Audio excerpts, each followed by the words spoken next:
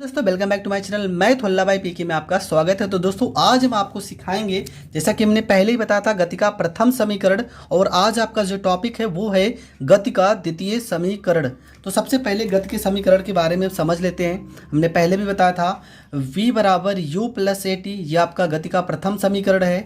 s बराबर U T plus half A T square, ये आपका गति का द्वितीय समीकरण है। और तीसरा समीकरण वी स्क्वायर बराबर यू स्क्वायर प्लस में 2as, जहाँ पे v आपका अंतिम वेग होता है, u आपका प्रारंभिक वेग होता है, a आपका त्वरण होता है, s आपका दूरी होता है, t आपका समय होता है। ये सारी चीज़ें आपको पता होनी चाहिए। अगर ये सारी चीज़ें आपको पता है तो आपको सिद्ध क्या करना है, आपको गति का द्वितीय समीकरण सिद्ध करना है, वो भी किस विधि से, अवकल समीकरण विधि से। तो कैसे हल करना है, चलो शुरू करते हैं। तो आपका गति का द्वितीय समीकरण में सबसे पहले ये चीज़ तो आपको पता होना चाहिए कि माना किसी गतिशील वस्तु का विस्थापन अल्प समयांतराल मतलब डेल्टा टी में डेल्टा एस है, तो टी समय पर वस्तु का वेग क्या होगा। ठीक है, मान लेते कोई भी वस्तु है जिसका विस्थापन डेल्टा टी समय में कितना हो जा रहा है, डेल्टा यस हो जा रहा है, तो हमें टी समय बाद वस्तु का वेग क्या होगा ये आपको देखना है। तो देखो फार्मूला क्या होता है, सबसे पहले वेग का फार्मूला आपको पता होना चाहिए। वेग बराबर फार्मूला होता है विस्थापन बटे में समय। ठीक है, विस्थापन बटे में समयांतराल, ये फार्मूला होता है वेग का। ठीक है, वेग का फार्मूला क्या होता है, विस्थापन बटे समयांतराल।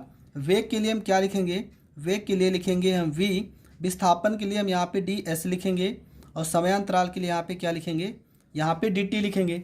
ठीक है, समयांतराल के लिए यहाँ पे क्या लिखेंगे, डी टी। डी एस को यहाँ पे हम रोक लेते हैं और डी टी को इधर गुणा करेंगे तो हो जाएगा v इंटू यहाँ पे हो जाएगा डी टी हो जाएगा।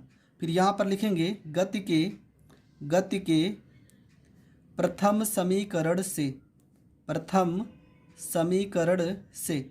तो गति के प्रथम समीकरण में हमने क्या पढ़ा है, हमने पढ़ा है v बराबर u प्लस में ए टी, यही तो पढ़ा है गति के प्रथम समीकरण में। तो देखो v का वैल्यू, ये वाला वैल्यू उठाकर यहाँ पर रखेंगे तो हो जाएगा डी एस बराबर u प्लस में यहाँ पर ए टी हो जाएगा, और यहाँ पर आपका हो जाएगा डी टी हो जाएगा।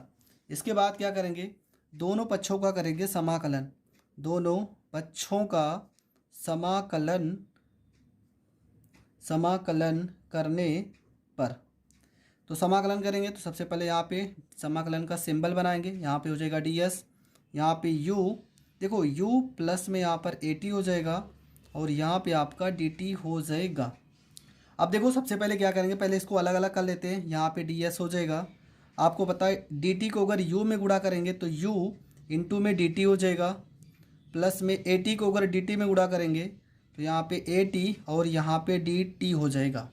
इतना तो आपको पता है। हमने क्या किया, डी टी को u के साथ गुणा किया और ए टी को डी टी के साथ गुणा किया।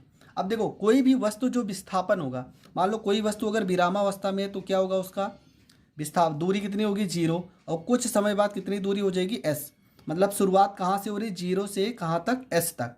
यहाँ पे देखो डी टी मतलब समय है, समय 0 से शुरू होगा, कहाँ पे ख़त्म होगा, t पे। यहाँ पर भी t है, समय कहाँ से शुरू होगा, 0, कहाँ पे ख़त्म होगा, t पे। मतलब अगर डी टी लिखा है प्रश्न में तो आपको 0 से t तक जाना है, दूरी लिखा है तो 0 से s तक जाना है, अगर वेग लिखा होगा तो u से b तक जाना है। अब आपको पता है, हमने पहले ही बताया है कि मान लो यहाँ पे डी यक्स लिखा है तो इसका समाकलन यक्स हो जाएगा। मान लो यहाँ पर यक्स लिखा है तब इसका समाकलन क्या होगा, देखो यक्स का पावर यहाँ पर कितना होता है, 1 लिखा है ना, पावर अगर 1 है तो फार्मूला हो जाएगा 1 में 1 अगर जोड़ देंगे कितना आ जाएगा, 2। जो पावर में लिखा है वही बटे में लिख देंगे, तो ये हो जाएगा समाकलन का फार्मूला। 2-3 फार्मूले तो आपको याद ही होने चाहिए। इसके बाद आपको क्या करना है, यहाँ पे हो जाएगा डी एस का अगर समाकलन करेंगे तो यहाँ पे यस हो जाएगा, यहाँ पे एस हो जाएगा, यहाँ पे 0 हो जाएगा, बराबर यहाँ पे u अचर पद है, इसको बाहर निकालेंगे, डी टी का समाकलन आपका t हो जाएगा, और लिमिट यहाँ पे t से आपका 0 हो जाएगा, प्लस यहाँ पे a आपका अचर पद है, इसे बाहर निकालेंगे, और यहाँ पर आपका बचेगा t का समाकलन, देखो पावर 1 है ना, हमने क्या कहा 1 में 1 को जोड़ देंगे क्या हो जाएगा, टी स्क्वायर, जो घात में रहेगा वो बटे में भी रहेगा, और यहाँ लिमिट आपका t से यहाँ पर 0 हो जाएगा। ठीक है, देखो क्या हुआ है, यहाँ पे डी एस है तो समाकलन यस हो जाएगा, लिमिट ऊपर यस है तो ऊपर यस, नीचे जीरो है तो जीरो। यहाँ पे यू अचर पद है, इसे बाहर निकालेंगे, डी टी का समाकलन टी हो जाएगा, लिमिट टी से ज़ीरो, प्लस यहाँ पे ए आपका अचर पद है बाहर, टी का समाकलन करेंगे टी स्क्वायर बटे में 2 हो जाएगा, यहाँ पे टी और यहाँ पे आपका हो जाएगा ज़ीरो हो जाएगा। इसके बाद आपको क्या करना है, अब यहाँ पे लिमिट को रखेंगे, एस की जगह एस रखेंगे तो यहाँ पर आपका एस हो जाएगा। अब एस की जगह ज़ीरो रखेंगे तो माइनस में यहाँ पे ज़ीरो हो जाएगा, बराबर यहाँ पे यू हो जाएगा। लिमिट रखते हैं, टी की जगह पे टी रखेंगे, ज़ीरो रखेंगे, माइनस में ज़ीरो हो जाएगा, प्लस यहाँ पर ए हो जाएगा। टी की जगह टी रखेंगे तो टी स्क्वायर बटे में 2 हो जाएगा, टी की जगह ज़ीरो रखेंगे तो 0 बटे में 2 हो जाएगा। यहाँ पर आपका यस हो जाएगा, यू को टी से गुणा करेंगे यू टी हो जाएगा, प्लस यहाँ पर ए हो जाएगा और गुणे में आपका हो जाएगा टी स्क्वायर बटे में 2। तो आप इसको कैसे लिख सकते हैं, आप लिख सकते हैं एस बराबर यू टी प्लस 1/2 को आगे लिख लेंगे ए टी का स्क्वायर। तो ये आपका हो जाएगा गति का द्वितीय समीकरण। तो यहाँ लिख देंगे यह गति का द्वितीय समीकरण है, द्वितीय समीकरण है। यहाँ पे यस आपका क्या है, तो यस आपका विस्थापन है और इसे आप दूरी भी कह सकते हो। यू आपका प्रारंभिक वेग है, टी आपका समय है, ए आपका त्वरण है, ठीक है। और ये गति का जो दूसरा समीकरण है, यह विस्थापन और समय के बीच संबंध बताता है, और समय के बीच संबंध बताता है।